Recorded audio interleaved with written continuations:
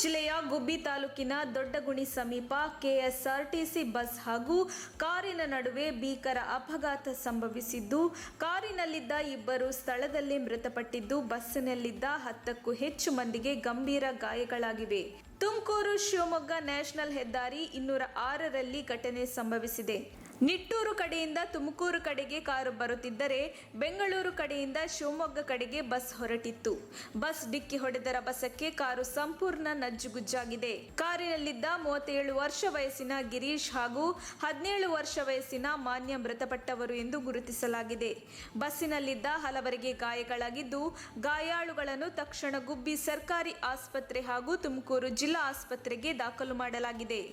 ತಕ್ಷಣ ಬೇಕಾಗಿದ್ದಾರೆ. ತುಮಕೂರಿನ ಹೆಸರಾಂತ ಕಂಪನಿಯಲ್ಲಿ ಗುತ್ತಿಗೆ ಕಾರ್ಮಿಕರಾಗಿ ಕೆಲಸ ಮಾಡಲು ಯುವಕರು ಬೇಕಾಗಿದ್ದಾರೆ.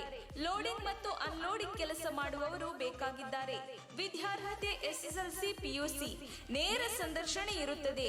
ESI ಮತ್ತು PF ಸೌಲಭ್ಯ ಕೂಡ ಇರುತ್ತದೆ. ಆಸಕ್ತರು ಕೂಡಲೇ ಸಂಪರ್ಕಿಸಿ. ನವೀನ್ GL.